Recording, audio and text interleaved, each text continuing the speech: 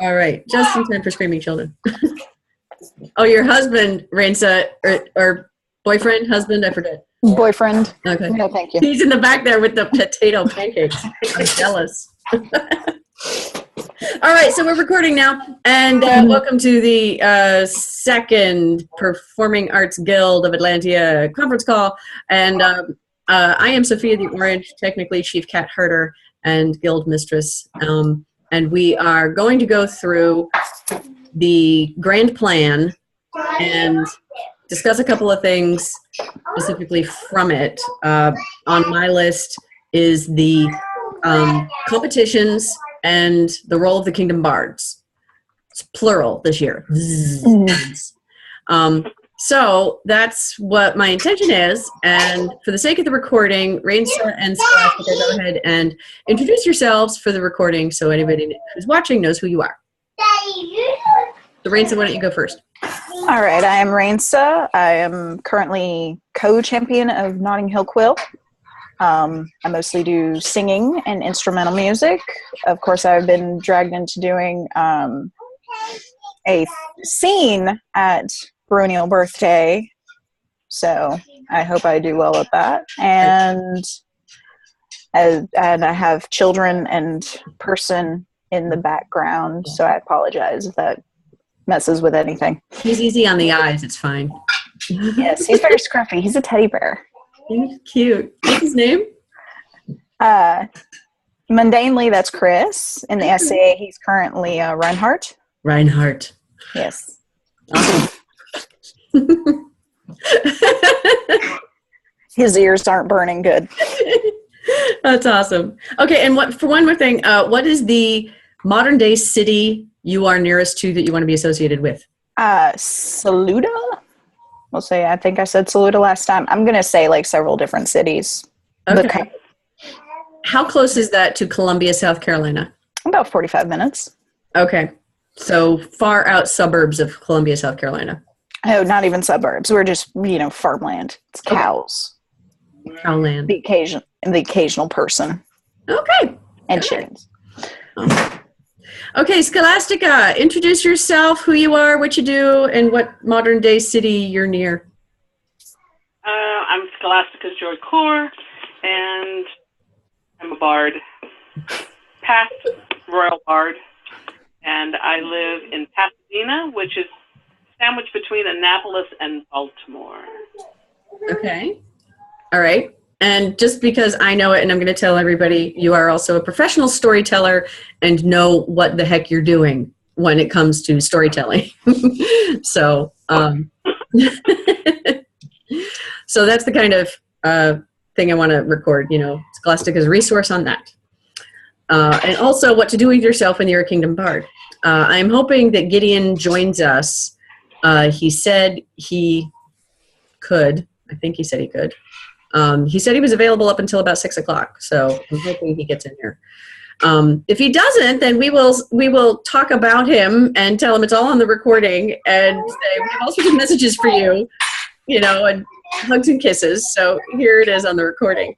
He and I and Rory did get to talk a little bit this weekend, so I can tell you some of what we talked about and some conclusions we came to and some directions that they're going in.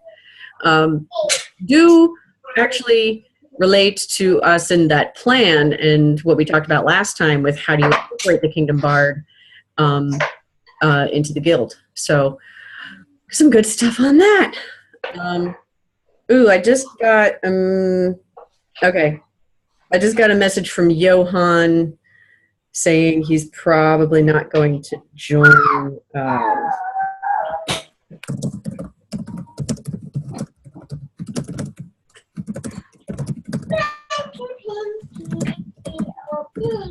Okay, so Johan will not be able to join us. He said he might, but he just sent me a message on Facebook saying he can't. So, no Johan today. That's okay. He'll watch the recording. Okay, great. So, Scholastica, have you gotten a chance to look at that plan in the Word doc that I posted around everywhere? Yes, I did. Okay, great. I don't really think I need to run through it like I did last time, because Rains has already heard it and you've heard a lot of my ideas anyways. So let me just ask for your feedback, Scholastica, if you have any kind of suggestions on tweaks that need to be made to that plan. And, you know, if you've got any kind of ideas for how that plan should be changed, if at all, from here on out, anything you want to add or change. And then I'm going to get into the competitions discussion that you two specifically are going to be working on, hopefully, together. So talk to me about the plan and what you think of it. I've got it up, by the way. Yeah, me too. So as I've looked through here, purpose, goals, those are already pretty straightforward. I'm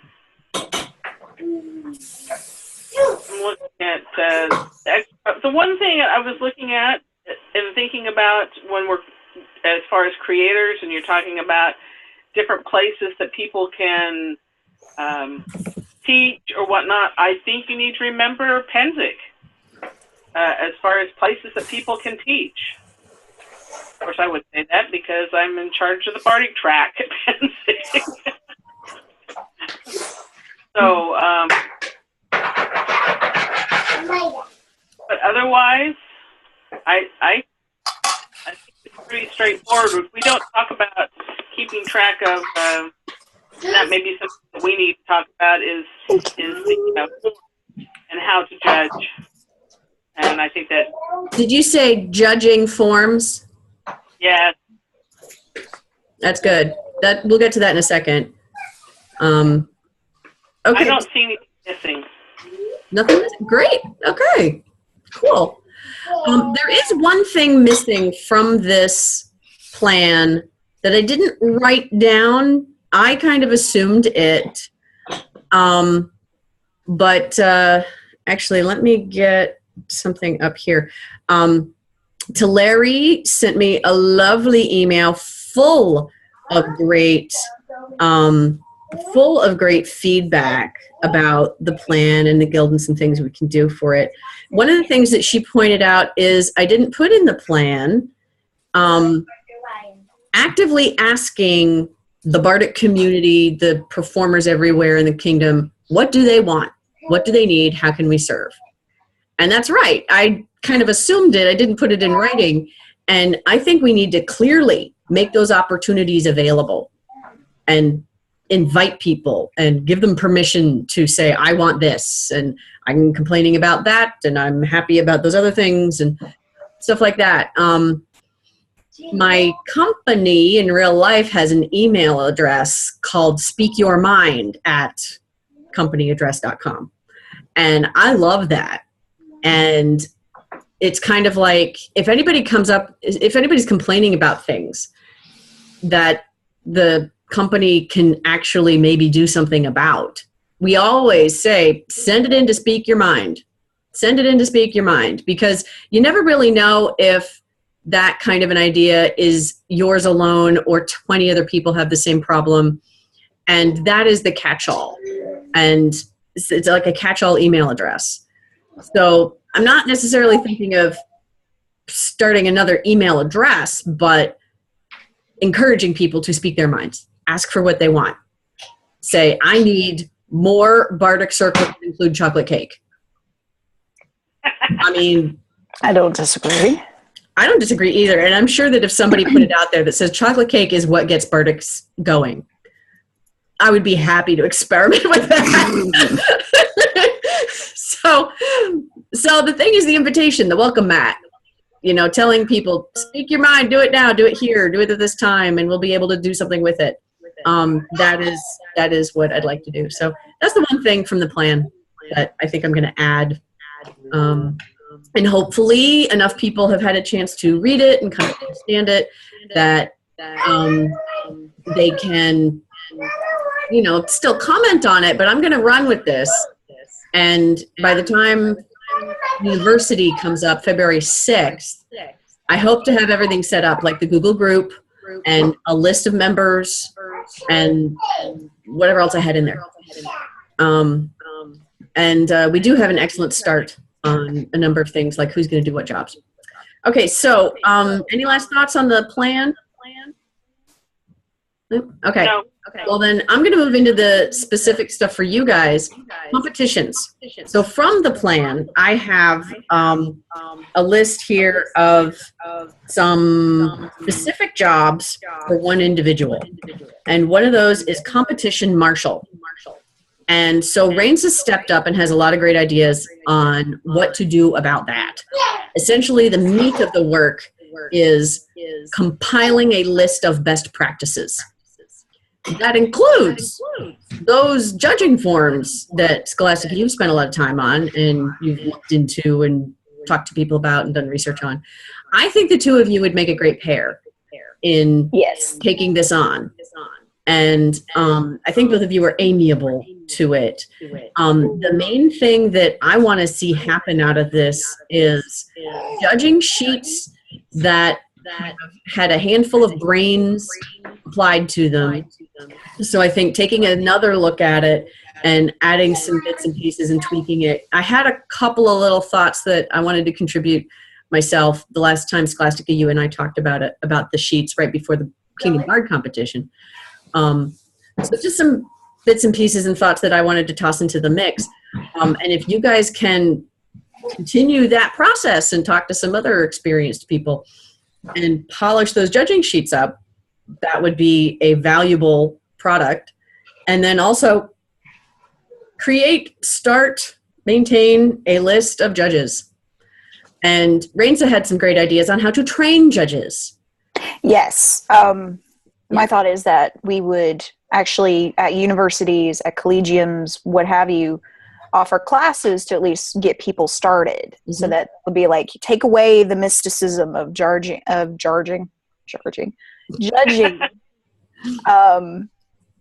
bardic, anything, performing arts, anything, because I think that, like, because I know I hang out with Mistress Attain and she's pottery, but she gets called in to judge all kinds of A&S displays. But when I actually asked her, I was like, so how do you become an apprentice, or how do you ask someone, and what is the politeness?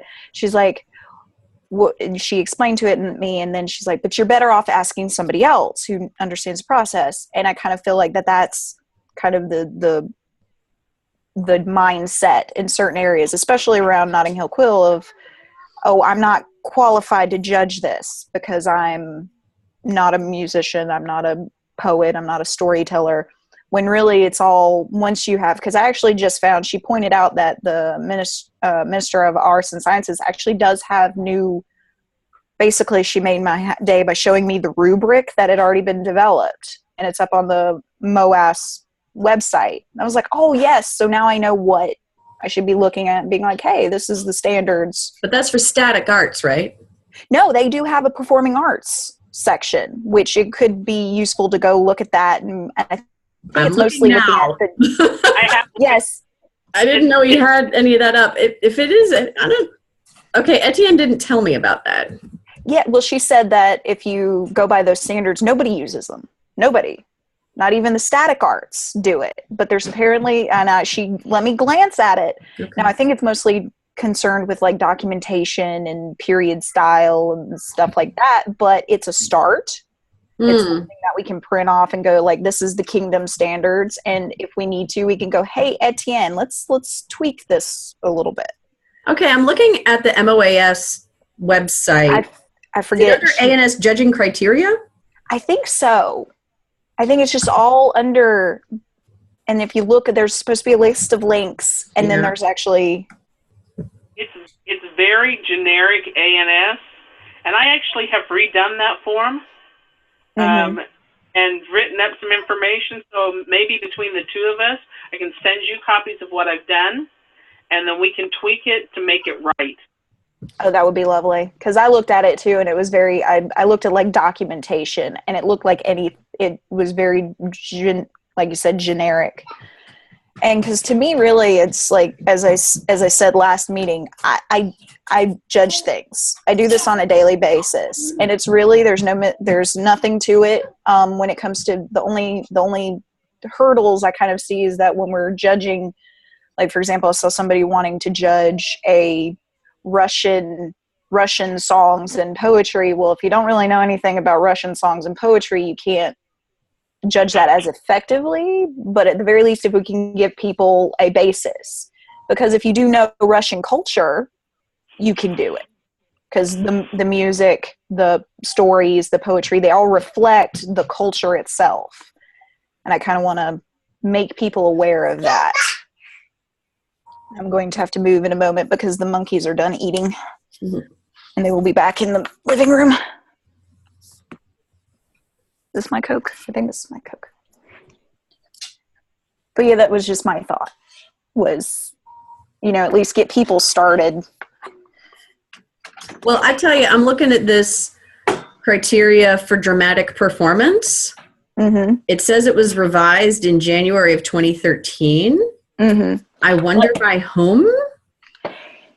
Well, that's my thought is, like I said, we can, as Scholastica said, work together with various and sundry people and get it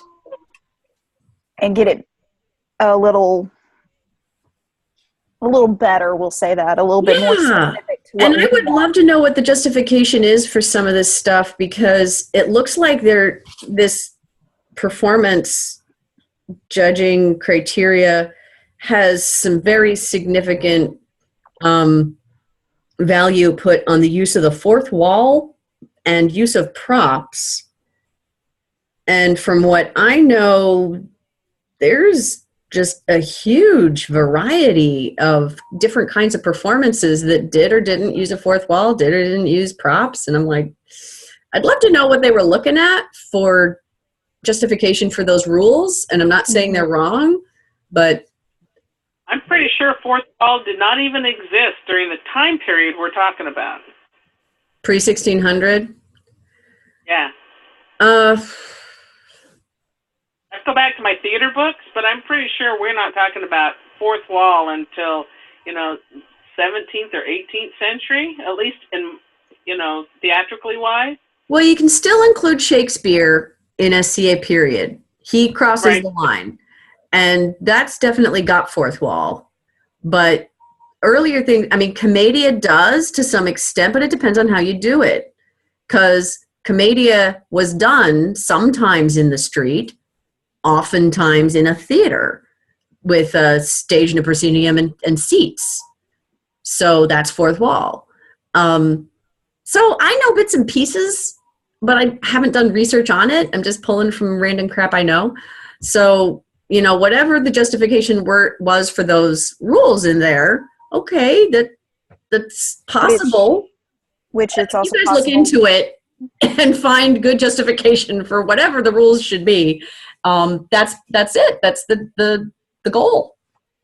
Well, I know that I looked at what a lot of other kingdoms were doing and how they were judging, and some of them are just really rigid. And I don't think Atlantia is as rigid as the say East Kingdom or even Middle, as far as what their justifications are. But I downloaded all that information so that I could kind of pick from there as what was really good that we could bring to Atlantia. Awesome. And so I'm willing to share all that. Thank you.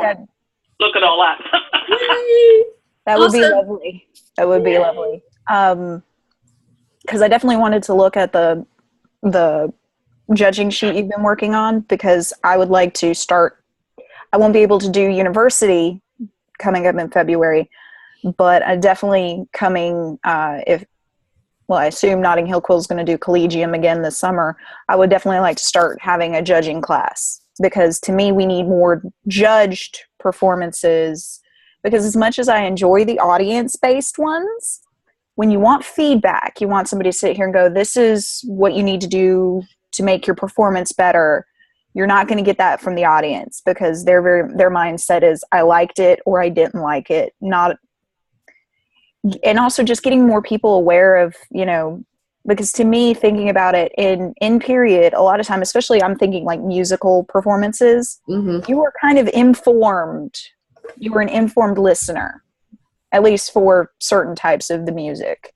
And I would just like to make people in the SCA a little bit more informed. This is what this is what a good performer does. This is when you need to go tell that performer, hey, you need to do better, stuff like that. Yeah. Or, hey, you, please practice more before you get up here and perform, because that was bad. Oh my God. Never tell somebody that they need more rehearsal, because that's just a universal truth. We will always need more rehearsal no matter what. Because there was one time long ago when somebody's only feedback for me, when I was begging them for feedback, was, well, your troupe looks under-rehearsed. And I'm like, of course we're under-rehearsed. We have day jobs. Well, when I say that, that is my polite euphemism for that was awful practice. That's what I used with my students, because they come in here. I have beginning band students that there's no recognizable melody. They're playing like 2 pitches correctly, and kind of like, you need to practice more. Yeah. I'm never going to look at somebody and be like, if they had like 2 or 3 more practices, that'd be great. I would sit there and tell them what they need to work on for next time. Like, hey, your delivery here was great, but you kind of flubbed the timing here. Or, hey, you need to work on your projection because you're really, really soft. And even though I've been reading Renaissance performance practices, and they liked the soft because of the lutes and the viols not being very loud.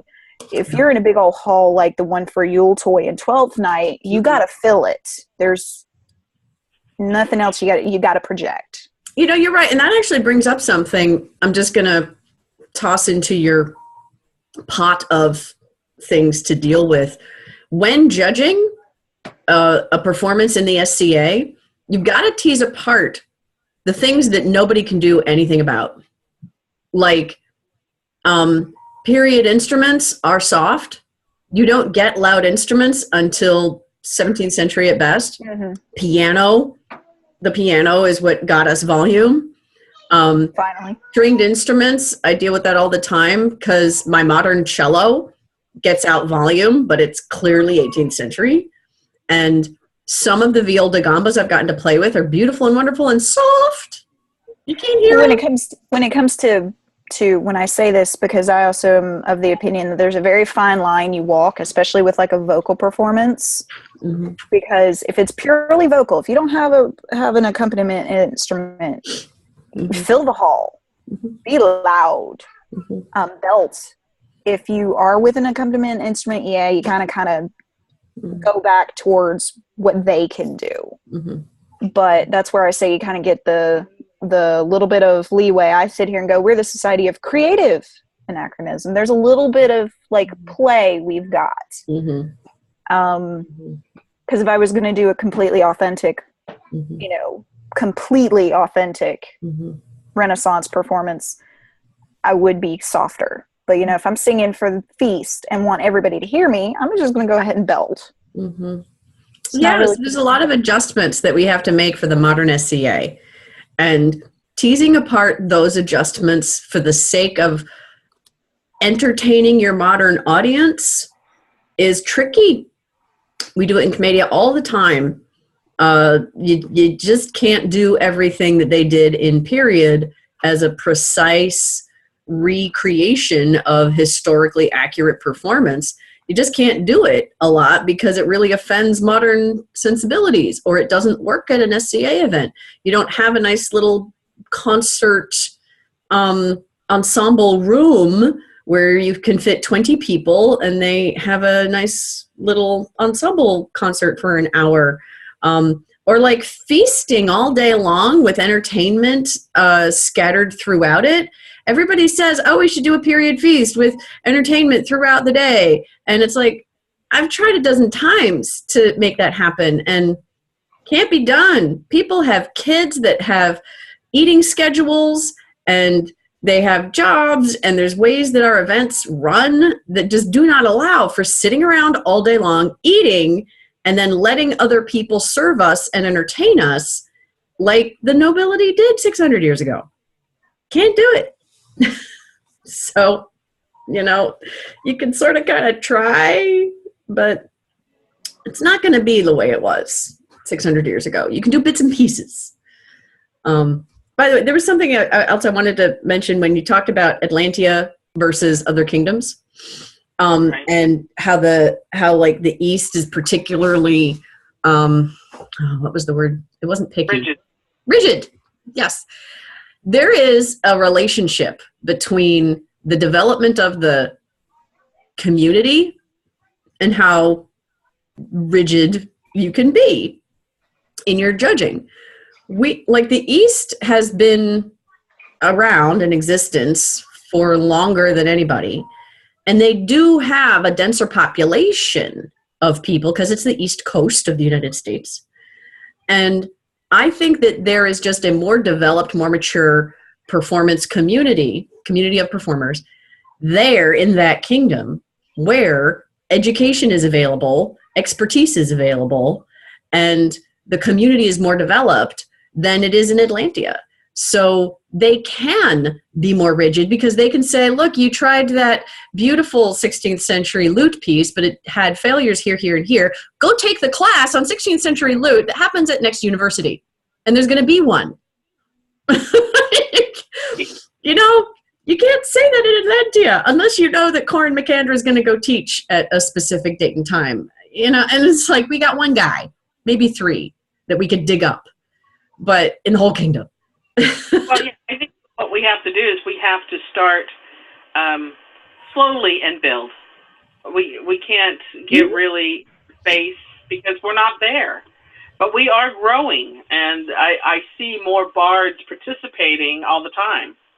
Exactly. And I'm all for serving the audience we have now with goals in mind for future growth, and not expecting everyone to be as developed now as the East is, because they've been doing it longer and they have more people and more experts. There are some things that they had that were relevant that we could, take and kind of say, oh, let's take a little bit of this and let's take a little bit of that, and take the good parts from other people and make it our own. Exactly.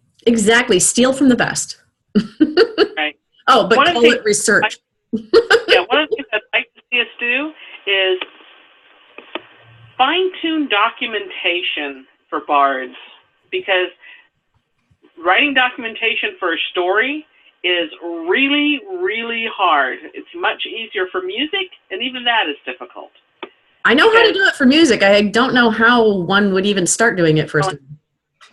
Storytelling is an oral tradition. Therefore, very little of it was written down. Therefore, very little is recorded about, storytellers and how they performed, or any those kinds of things. And so you need to be able to say, okay, this story was, passed on, and how do you find it? I've had people asking me, well, how do you document storytelling? Well, I'm just now figuring that out. So for us to be able to either have a class at university or write an article or something that would be useful to people as they're trying to document stories or music or performance of any kind, like your magician, how are you going to document that? There are ways. There are books. I know that there are books. I couldn't name them off the top of my head, but I know there are books that were they were the books written by the magicians who were doing their trade so that they would not get burned as witches. And so it was instructions on how they do their thing to prove they're not witches, so they wouldn't be killed and maimed. And those are the books that remain, that show us how they did, pops and balls or fast and loose, or. But it's the whole concept of how do you document for a performance? They ask for documentation of what it is you're performing. How do you go about doing that? What is it exactly that you're looking for? Yeah, and every performance art is going to be different. Storytelling different from music, different from commedia, different from plays. If you want to write your own play but do it in a period style, how do you document that? Well, I'm doing it just like Shakespeare did it. Is that good enough? I don't know. Is it? Well, I would say we don't have anything standard. Standards, and I also love the term best practices, because that gives us a spectrum to live in where we know as experienced performers where the trade-offs are. So, like if you have to make compromises, a list of best practices with best over here, okay in the middle, and try to avoid these at the end, at the other end, that gives people lots of options depending on whatever crazy variables they have to deal with in the SCA. So when you've got documentation to deal with, you know, how are you going to make trade-offs there? We have best practices and a spectrum of options is what I'm hoping for. And also, you know, I'll just spit this out and then you go, Rainsa. The concept of how to run a competition has so many variables and trade-offs. The easiest of which I can say is speed versus feedback. If you want a fast, get it in and get it done competition, you're going to have much less feedback for the performers. That's a trade-off. Which one is more important is going to depend on what else is going on at that event. So when you guys write up best practices for competitions, those trade-offs of the variables and what you can do with them under certain circumstances, what you give up when you choose this method over that method, that's going to help so much. Because so many people say, let's have a competition, and they don't know the first thing about what they're doing, and they end up having a really messy experience. And we can do better because there's a lot of us that have been there, done that. And if you guys can compile those experiences from people who have done it before, then we won't be reinventing the wheel and there will be less suffering in the world. So that was my idea. Rainsa, you had thoughts? Well, my thought was that the idea of having a spectrum would actually work very well for Atlantia because, you know, we've got all different levels of performers. You got people that are just kind of dipping their toes in. And I agree with you, Scholastica, that we can't really be very rigid. That's nigh on impossible. We have a relatively young community. Mm-hmm. My thought on the documentation, though, and saying, is it okay just to be like, well, imitating the masters, it's kind of period anyway. You basically went, I know of two music, it's Leonin and Periton. We know them from a guy's study notes and what other people did. We're not entirely sure what they actually wrote. Mm-hmm. So just sitting there and going, okay, well, this is how so-and-so in this period wrote this. I'm modeling it off of them. I feel like would be appropriate documentation because you're taking something and using it as the blueprint. Mm-hmm. And I feel like for storytelling too, be like, well, this is an epic from this, and we think it was composed here and this time, you know, it was written down here. So here's some of the stuff that might have been fiddled with. Because, yeah, that's a problem. Because even with music, we do have the problem of, for the first, up until like the last 2 centuries of our period, it was still supposed to be completely oral. Even when we had a way to write it down, it was still, you relied on the oral tradition. So like if you want to do anything early period, like from 900 or 10,000 or 1,000, we've got it written down, but there's still a lot of information that got lost because it was still supposed to be oral. So I would say go with what's written, model off it. That should be a best practice for things such as storytelling that are heavily oral. Very cool. I would accept that for documentation and storytelling. Mm-hmm. This is what somebody else did. Here's my model. Here's what I did fiddled with. I think that's reasonable. I'm just throwing that out there. I like it. I had another thought. I think it's Tulare. Tulare has a class, I think it's Tulare, where she teaches research for performers. And I've been dying to sit down and take it and pick her brain and learn from her.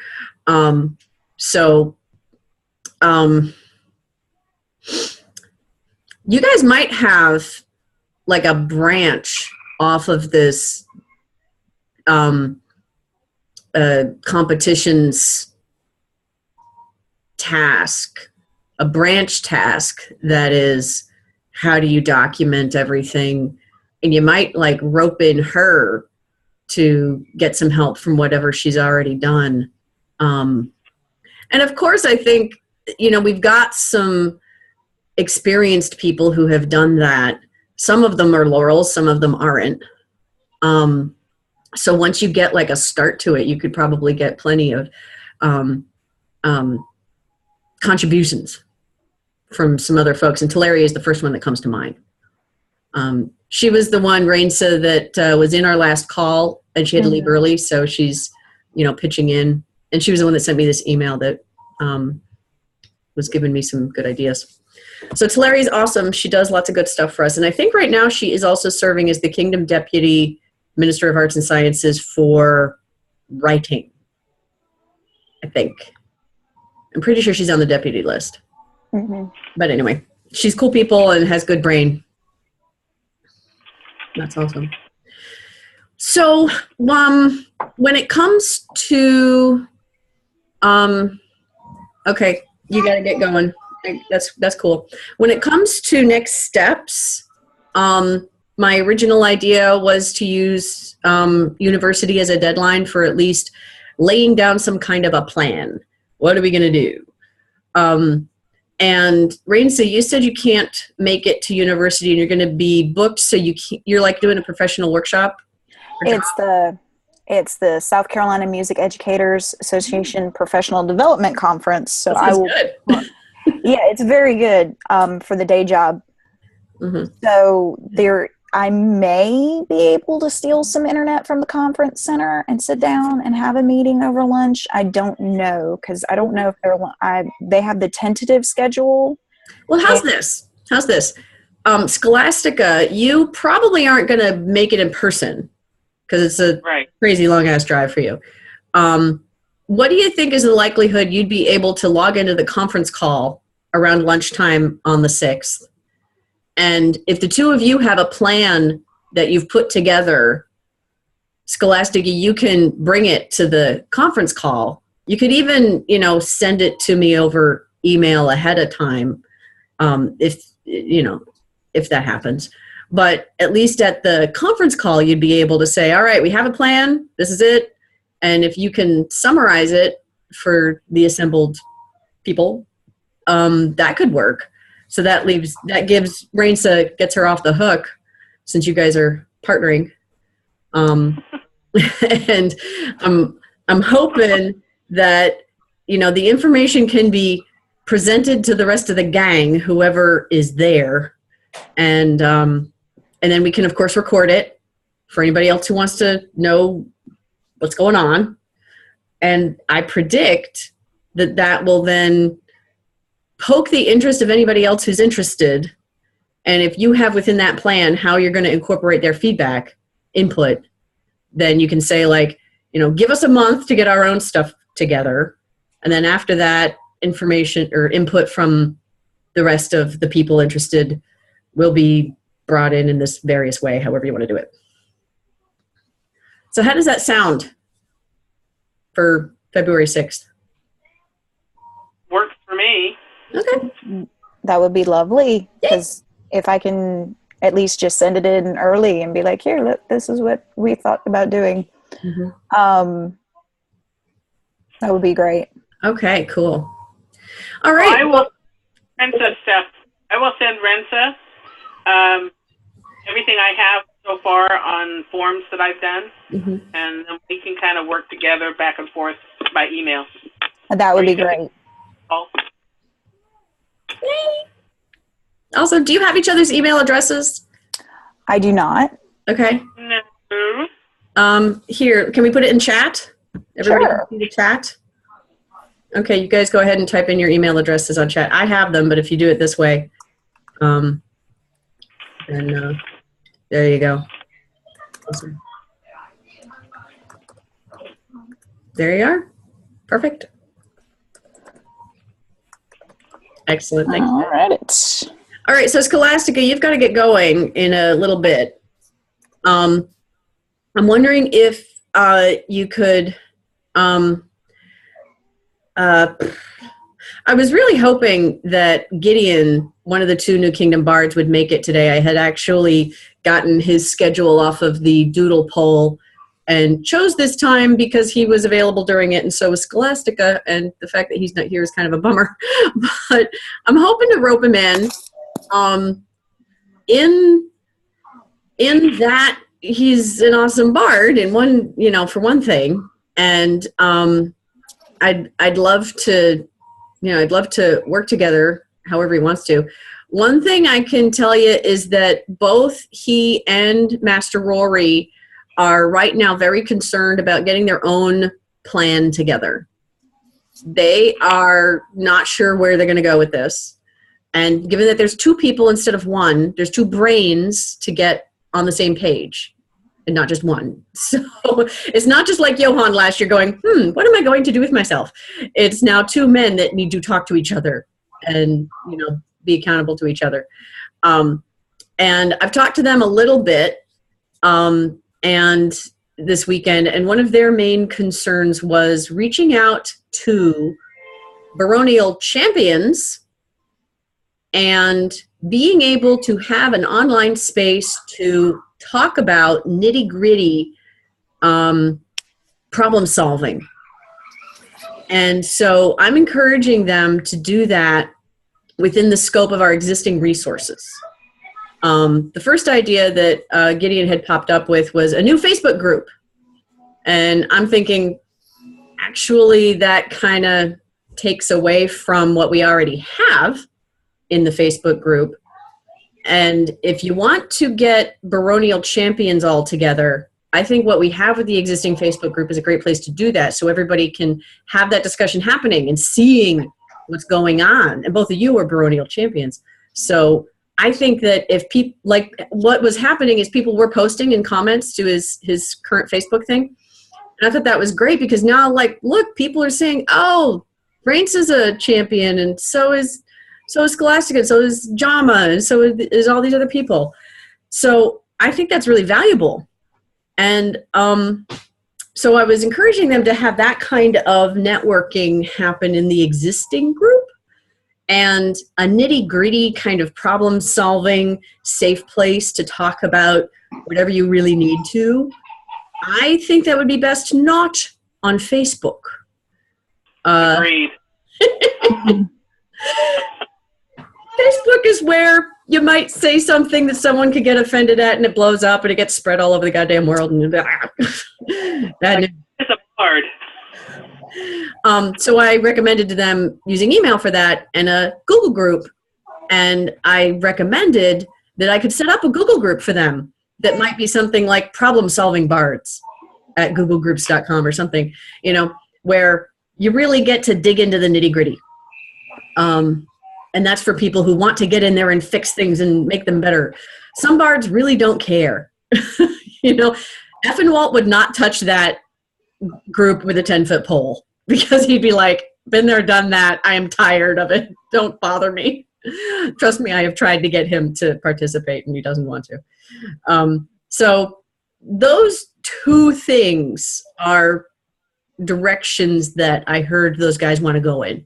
And they are concerned about making sure that they are on the same page with each other and reaching out to the existing performing community, because I think that they don't really know everybody and they feel the need to connect.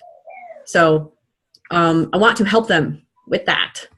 And Scholastica, I was hoping to get you and Johan and those two gentlemen together at some point for discussing how you can help them, having been in the Kingdom Bard position recently, because things have changed. The bar is up. No shame at all. Don't apologize. Do not apologize. I'm not sorry at all. But things have changed since the last time Rory did it, and I think for the better. I'm also hoping that they will be interested in doing that role of the royalty liaison that we talked about before that's in our guild plan. The decision we came to last time was every time there's a new Kingdom Bard, we will ask, would you please fulfill this job within the guild of ensuring there is somebody who's talking to both the guild and the royalty and is that middle ground person making the connection so that when the royalty says, we would like music at our coronation, the royalty liaison says, no problem, I'll talk to people, including the guild, and see what we can come up with. And he goes to the guild and says, hey, guild, who's going to coronation? What do you got? Anybody play the lute? You know, he's like, we have 3 lute players coming to coronation. Oh, that's lovely. Yeah, I mean, so that's the job. That's my job description, using hand puppets. And I do hope that either or both of them would be willing to fulfill that job for us. If not, somebody else should do it. Because I want to be sure that this gathering of performers, we're calling the guild, gets organized enough that we can have those kinds of conversations. And the royalty can consider us a resource instead of a ragtag bunch of wackos running around doing whatever we want and not necessarily supporting our community. I really think that's an important piece. Not everybody does. That's okay.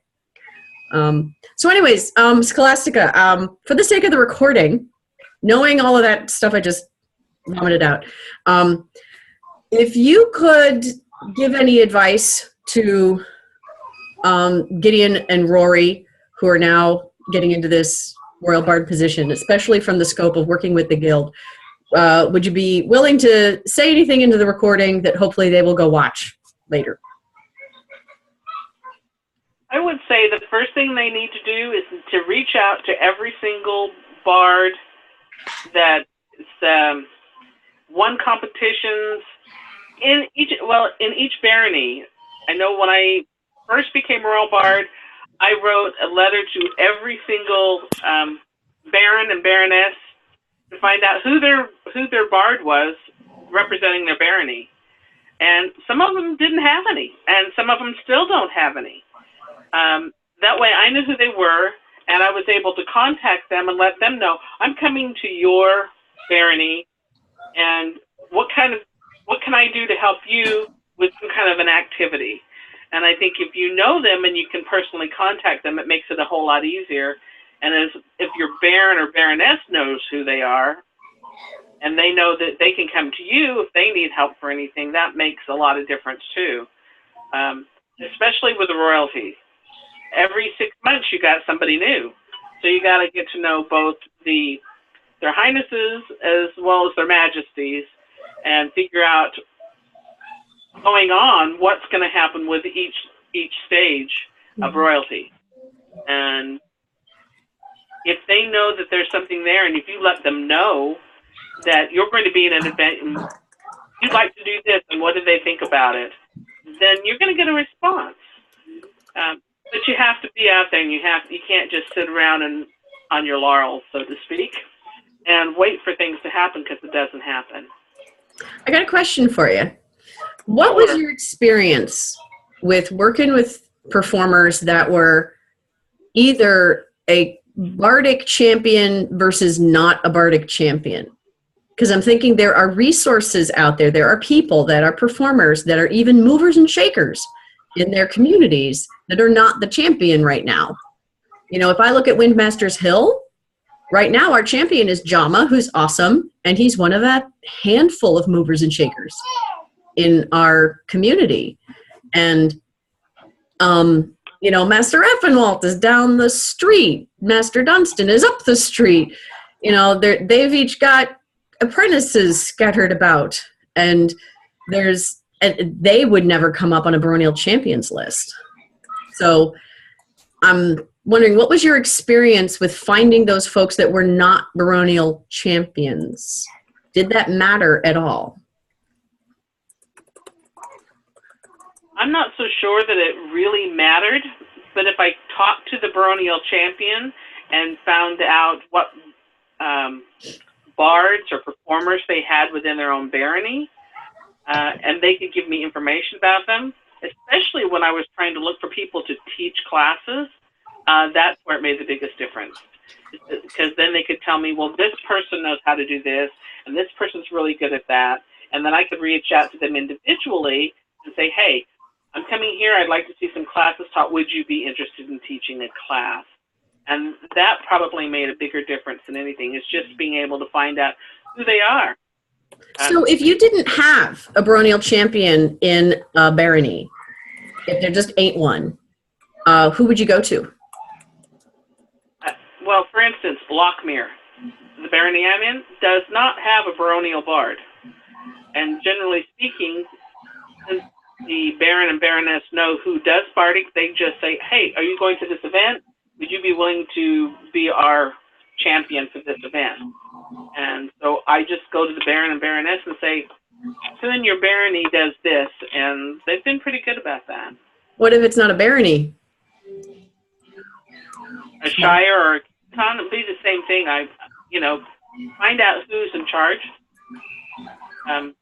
and just contact them directly. I've had pretty good success if I contact them individually on a one-on-one basis, rather than doing blanket stuff. Yeah. So it seems like building a contact list for reaching out to all groups in some way is a helpful thing. And starting with Bardic Baronial Champions is one level. And then you got to dig deeper and find other people to be those contacts for either the barony or the shire or college. College kids are awesome, by the way. They are full of energy.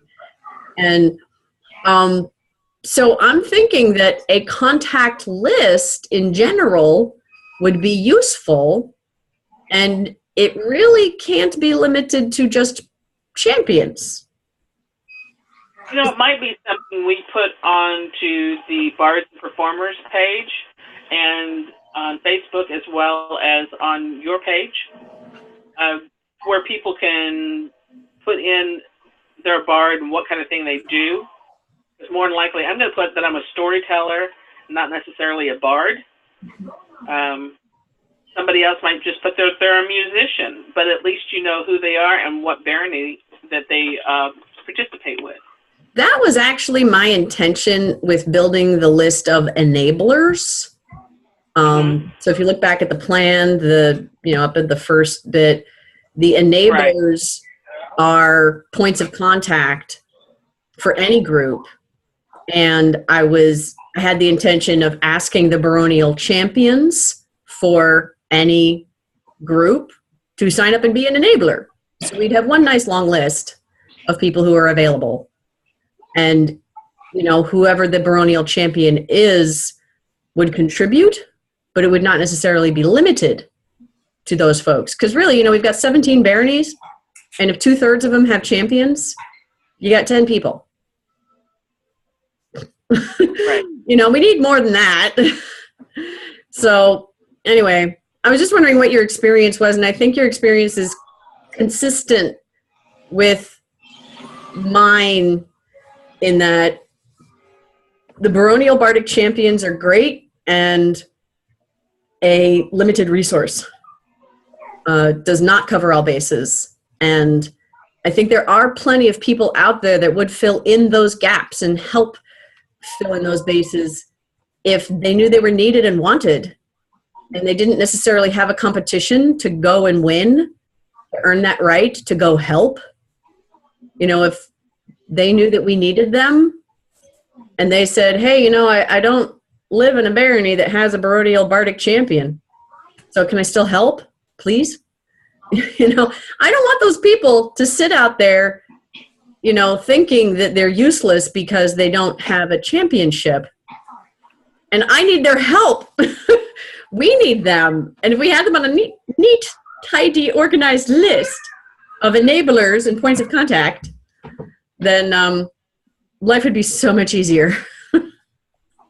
Well, before I go, one of the things I talked to Master Rory last night about was the fact that every barony should try and have a baronial champ, but it's not necessary. But if you had each baronial champ keep a list of what the bards within their own group, then if you contacted your baronial champion, they'd already have a list that they could share with you. That'd be And great. I think it's helpful if you put that responsibility within each barony, rather than making the royal bard be in charge of all of it. Yeah, yeah. So, Yeah. Gotta go. You do. Thanks a million, honey. Bye. Bye.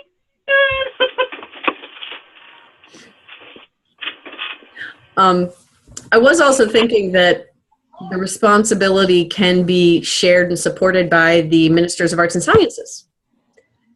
Because technically, the job of the MOAS is to keep a list of, or at least know, who is doing what kind of A&S all around their group. And every group is required to have one of these. Every group has a minimum number of officers, and the MOAS is one of those required officers. And I think it's that you have to have a seneschal, an exchequer, and like 2 out of 3 a fighting marshal, an MOAS, or a herald. That's off the top of my head, and it's a fuzzy old memory. I might be wrong, but the MOAS is so consistent, and those people know that they have the job of being responsible for knowing who's doing what. They would at least be able to maintain a list of performers that do stuff. Yeah, well, I think what Scholastica was saying about the bardic baronial champions being the one to do like the lists within the barony. I would like to do that, because I'm not going to lie, in Notting Hill Quill, I know me, Albray, and if you can convince her to do it, Mocktail. We're really the only 3 people I know of in Notting Hill Quill that does any sort of barding. They're the only ones I've seen at like competitions. Now that I might be incorrect, there might be somebody who does, and I just brain farted and don't remember where they're from, or thought they were from a different barony.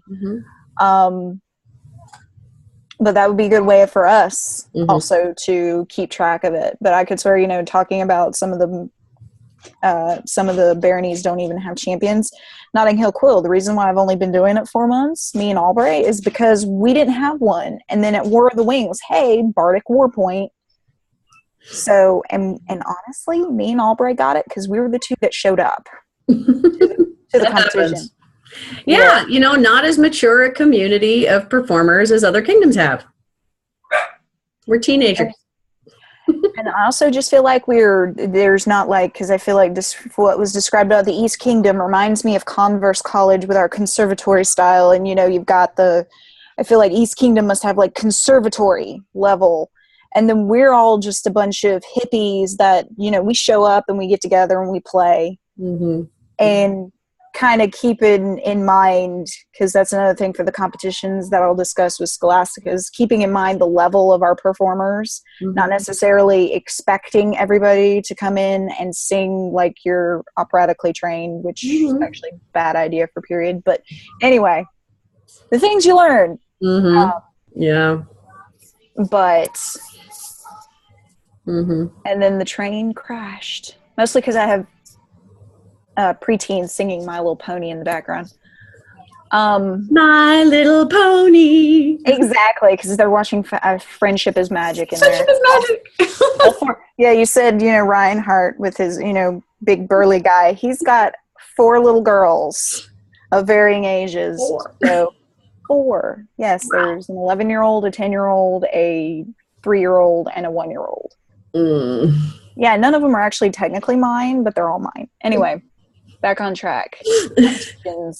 Bards, young community. Yeah, I would be okay with us taking over the Bardic champions, because I know me and Albray would probably not see that as hardship. I mean, she's probably going to know more of the people that are up north in the northern area of Notting Hill Quill. I kind of know who's running around down around Killing Down. So, But yeah, Well, you know what I think what I'm going to do? I think I'm going to go ahead and launch a thing, and help me think this through for a second. I've had in my mind this personal deadline for February 6th being university, getting some things done so that I can promote them at university, being get the Google group up, and also a place for enablers to sign up. Because pretty much being a member of this guild is looking in the mirror and saying, I want to be a member of this guild. I am now a member of this guild. But the real meat of participating is putting your information out there. Saying, I will put onto a list somewhere, my name, my email address, what I do, and hopefully like where I'm willing to travel to do it. I already did this kind of in the Atlantia Performers Directory, which has been okay. It's just not super available. I think I built it like 3 years ago using some Google Sites resources that I think I know how to do it better now. And so what I would really like to do is get those two things launched. And hopefully that will work in concert with what Rory and Gideon want to do. And hopefully it will all flow together in the same direction. And hopefully they'll find it a resource to draw from. Hopefully. There is the hope.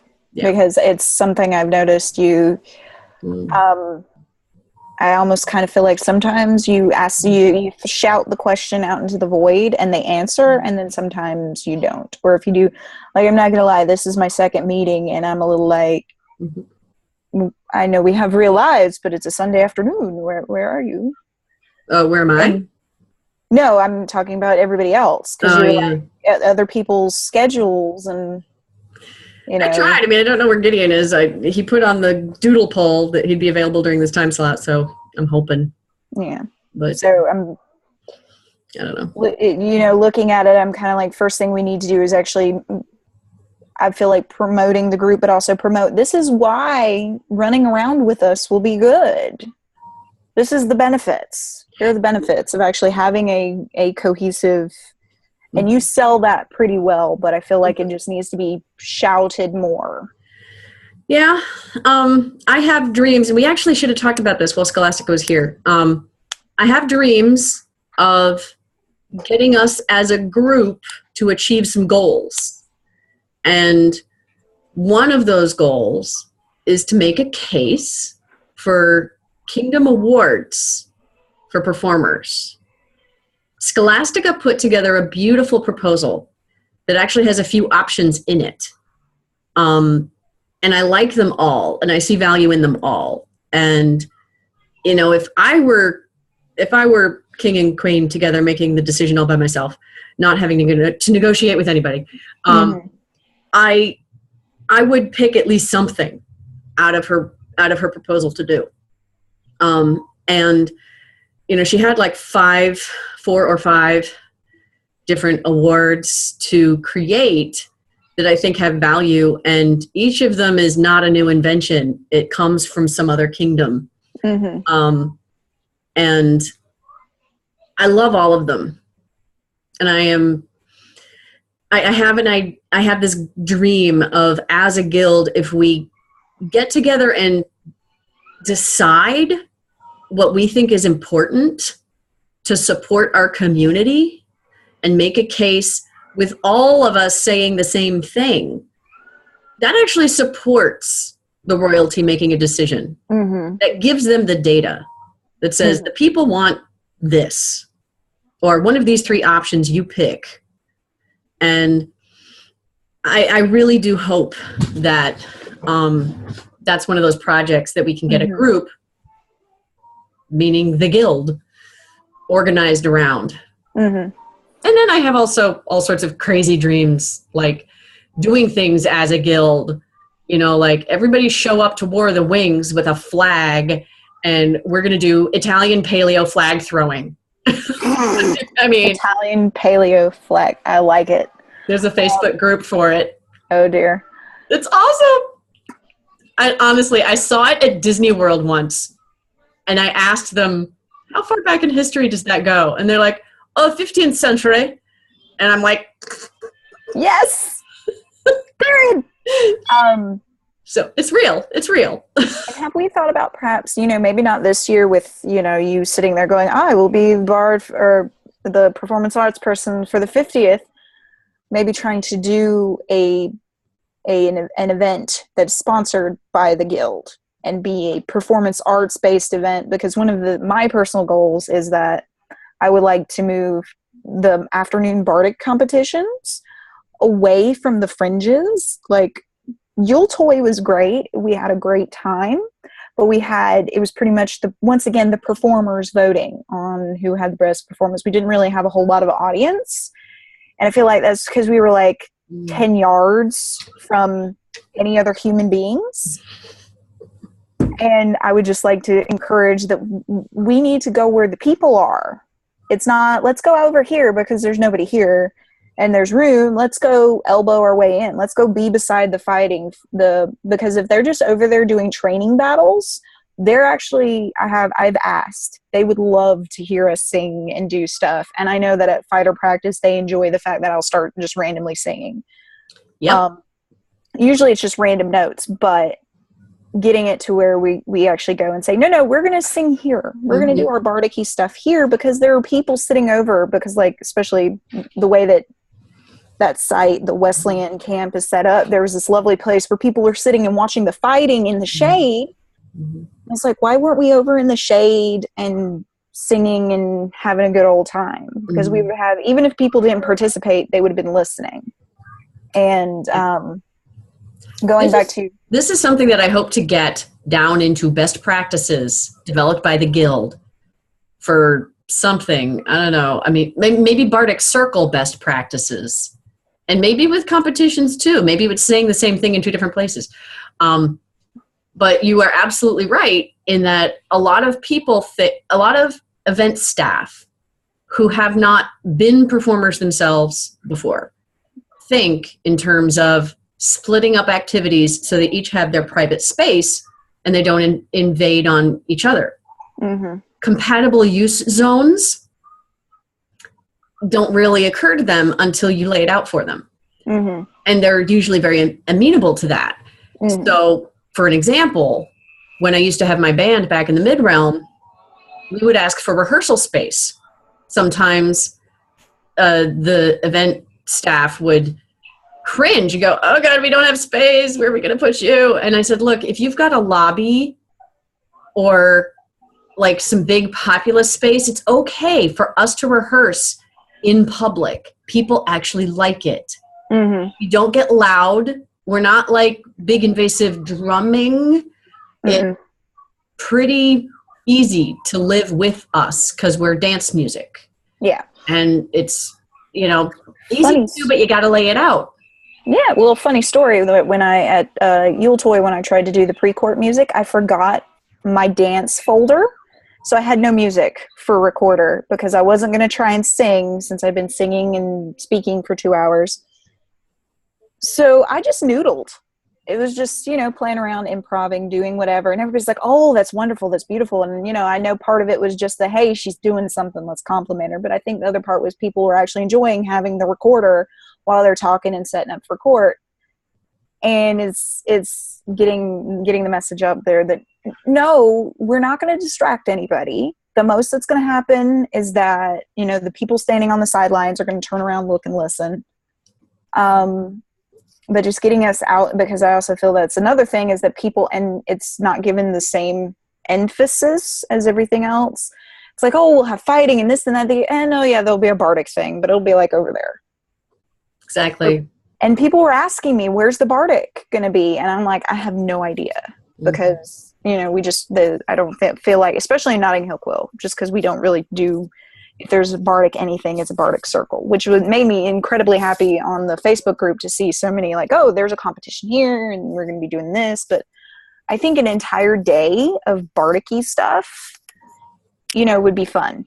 Just have you were not around when we did Cooks and Performers Symposium in Windmasters Hill a year ago.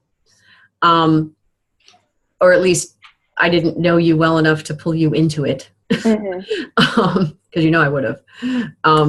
This but on good authority, I'm Rainsa, who ran the European Dance Band in the North. Exactly. This was my dream event where I wanted to put together a symposium of all things performy, and it worked great. I partnered with cooks. We have a few kick-ass cooks around here in Windmasters, and one of them was a buddy of mine, and I said, hey, look, you've been talking about doing a track at university. What do you think about a local symposium that's got cooking stuff down that hallway, performing arts down that hallway, and we all have a big, beautiful feast with singing and a concert at night? And he was like, yeah. So that was Galen. So he jumped on the bandwagon with me. And so we put together Cooks and Performers Symposium. A number of people said, gosh, we should do more of this. And it was a relatively straightforward event. It was just a symposium where people signed up for classes, but I kind of directed them into tracks, and I recruited my friends. I said, you come, please come. And there is a need for it, I think. A lot of performers said they wanted more, and I don't think it's going to be hard to do. And I thought, I personally could do it again, but I've got so many projects on my plate, it's stupid. So it would be easy to take that format, ask somebody else to do it, make it something that rotates around the kingdom. I think, and also when else do the cooks really get to go hang out with each other? That's another thought, because it's like the cooks and the performers, we're always off doing our own things. So I think that would be fun. And the helium hand is threatening. You orange keep it in the back of your head as something that could happen. It does depend very much on the event space you find. Has to have a good kitchen and lots of classrooms. We used a church that's local that was perfect. But it also recently became unavailable because it rented itself out to another preschool, and lots of preschool things happening there now. So it does depend very much on the event space. And I think cooks and performers go hand in hand together. It's dinner and a show, right? Yep. And also the Known World Cooks and Bards Symposium has been super successful for many years. So you may not know about that one already. No. But go and Google Known World Cooks and Bards. It is annual, I think. No, it's not annual. I forget. Annual, biannual, something like that. And international, most often happens in America, doesn't always. It's a Known World Symposium that brings together, top-notch, lots of people from all over in those two categories. And that's where I was inspired from. So it works. It's a concept that works. And I really believe Atlantia has the market for it. People want to do it that are performers. The cooks loved the opportunity to spend all day in classes, and through those classes also the feast was developed. That was very much due to Galen's direction, being able to make sure certain classes were done and those fed the feast being produced. So that worked out beautifully. And I think it could easily be done by other groups throughout the kingdom. Frankly, if anybody up north in the northern part of the kingdom wanted to do it, they could easily do it if they found a decent event site. For them, event sites are difficult because it's Washington, D.C., and the megalopolis really does dictate high event site rental. So that's kind of a bitch. Actually, I was just thinking the church that we did Collegium at. That was good. Because that has plenty of space, and I'm just thinking, I think the kitchen was a pretty good one. It was big. I'm not a connoisseur, but I was in there and it was big. It was slightly bigger than the one at the church we did Cooks and Performers at. Because and also the one that, because I was like Luther Ridge, and then I was like, no, there's no classroom space, but the kitchen at Luther Ridge I think was actually smaller than this one at this church, and I know the autocrat very well. Yeah, that's what I'm saying. It was like, I know the autocrat, so I can always bug her and see. Wasn't it her church? No, she's Catholic. This was a Lutheran church. Right. But probably want to get together with a cook, which I could probably bug Axum. Plenty of good cooks out there. Yeah. Please don't do it this year until after Penzic. Well, just based on my own schedule and the stuff that might be going on this summer, it would definitely, I'm sitting here thinking, that would probably be something fun to do in November or late October. Maybe not October because that's War of the Wings, but maybe September when we're in that lull after Penzic. Honestly, I would love it November. November would rock my world. November would rock my world because my life revolves around Penzig, and it's going to be worse this year because I'm doing 50 year. After Penzig, I'm going to need to stare at a blank wall for about a month, and then War of the Wings will happen, and hopefully somebody else will take the lead for performing arts at War of the Wings, and I'll be there to support. I'm praying that works out. And so we'll be busy anyway. You know, you'll be busy, I'll be busy. Well, I'll be busy prepping for War of the Wings, but November's lovely. Yeah. The only thing about me is personal life that is prepping for Christmas parades and Christmas concert for the band teacher. But I think next year I will have a better handle on that. This year was heck because of the flooding. And October was just a really bad month and threw me completely off. The only bright spot was WoW. But yeah, November. You know, there's another idea just coming to me. Using the existing Atlantia University structure can be cool. And if you put in a bid for Atlantia University, particularly saying this will be a university for performing arts, and give it a focus and say, we have a site that will be great for performing arts. I don't know if that church had a stage, but it did have a gym.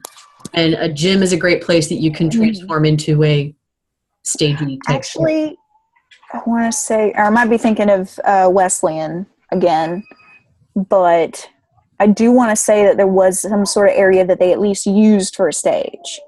But I know that they had plenty of classrooms. There were a bunch of open areas. And then, of course, that nice big gym where we could have dinner and a movie. Well, dinner and a show? Medieval equivalent. I can tell you that I prefer to not always rely on using a stage in the traditional sense and hoping that there's an auditorium in an event site, because actually traditional modern stages often separate big time the performers from the audience. And that wouldn't have been period, and if we're using period instruments or if you're trying to reproduce anything period, it would be all wrong. Exactly. There are plenty of those nice little small areas, small classrooms where we can throw in, and it would just be like it. And even, because I want to say that I'm thinking there was specifically this one little area that was just like a little sitting area, lobby area that was open to the hall. So if you're like doing something that needs a lot of room, you can do it right there. Like maybe, and of course people walking by can enjoy it, because I would also love to be like, maybe do a beginner's track. Anybody that's just interested in, learn how to play the recorder, learn how to sing a couple of period songs just for fun.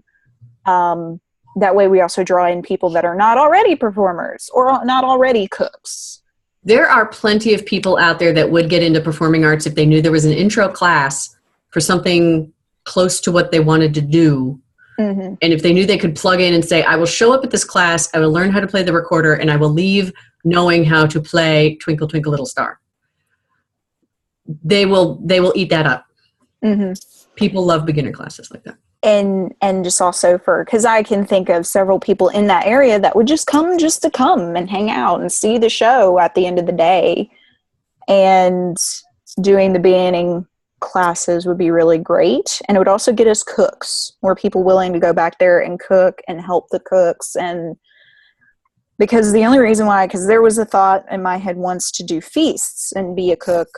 And then I was like, well, I don't know if I would want to miss the entire event. And I don't know how many cooks we actually have out there or cooking assistants, but if we could, drag some more in, I bet the already existing ones would thank us. Mm-hmm. Yes. So. Yes. All that would happen. Absolutely. Well, keep that in the back of your head.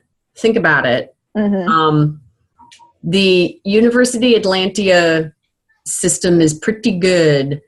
And a friend of mine from the mid-realm was just telling me that he wants to see if he could get one of the mid-realm university sessions to be just on performing arts. And I think that's an easy sell. Because when people take a particular event and focus it, it does succeed most of the time. And you do get a trade-off in that you no longer are serving other communities of people, like the fiber arts people or the fighting people or whoever else. We have too many of those already. Serving, So there's trade-offs to be considered. But I think that we have had few enough performing arts events that, tossing them in once a year or so, not gonna hurt anybody. The experience of other people. And I also think, like I said, just drawing in, people coming in at that end of the day and just wanting to watch. There are plenty of people who would love to do that. Mm-hmm. I know with Cooks and Performers, there were a lot of people that did show up just for the concert at the end of the day. And that worked out lovely. But no, I think that helium hand struck again. And this time I can't even blame the big orange bus. Not my fault. Not yours. I sat there and went, well, I could do it. And that's the reason, going back to earlier about the awards for performing arts, it's kind of like, because we walk that weird road where we are partially the arts, the A&S part, where we can go down that road of the laurel, and then we're partially the helpers because we do stuff to help make other people enjoy events. And I'm kind of like, we really should get something just for us. Like, I look at my special award, and it's not a sexy leg lamp, Yeah, I find that when I've been able to get any details on the history of other performing arts awards in other kingdoms, it usually boils down to some royalty who decided it was important. Said, I think it's important to support performers, so I'm going to create this kingdom award and give it out and point to performers who are doing special things. I heard that for 2 kingdoms. Which I think if we push it with their highnesses right now, because, like that video I posted, or not I posted, but that there was a video taken at Yule Toy of me singing Veni Veni Emmanuel, and you can actually hear Her Highness singing in the background. I think that set of royals would look very favorably upon it. Could be. Very, very favorable. I really think the key is documenting a community of people who are voting for it. Maybe what do you call it when you put signatures? A petition. Yes. Something akin to a petition, maybe not that formal, but at least, a list of guild members, and then some statements saying the guild is in favor of this proposal that Scholastica put together for these and these reasons, and we would support you in this way. We, the community of performance is asking it for these reasons. Now, I did do a little digging into when have other Kingdom Awards been created. It's really to fill a need that is not currently served by the existing awards. The Horses, the equestrian awards are the latest bunch of those that got created. And it was because the equestrians are doing things so very different and separate from anybody else. And that made sense. We don't necessarily do things completely as different and separate as the horsies from the heavy fighters or rapier fighters. You know, those are two completely different worlds that those guys are in. So I can understand how different awards would work for that different community. The argument has been made, and so far has been gone with, that performing arts is under the umbrella of every other art, and so the Pearl and the Curl branch should take care of it. And to some extent, the Silver Nautilus for individual moments of awesomeness.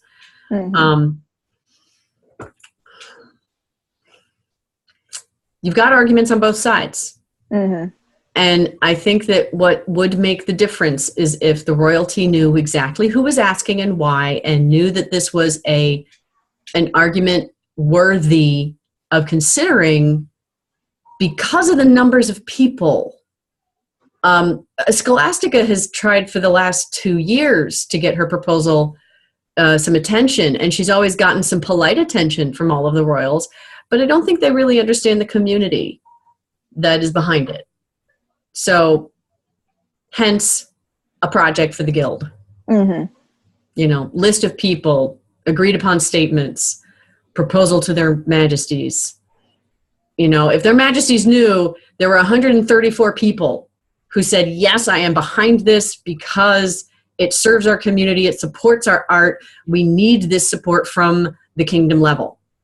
We ain't getting it from anywhere else, we need it from you. Or some other similar kind of argument. I don't know. I'm making it up. I think just like what I said, performers, we're in that weird, yes, we're in art, but we end up doing a lot of service because we end up, we're the ones going, hey, I'll set this up for you, or hey, I'll do this, or hey, we'll do that.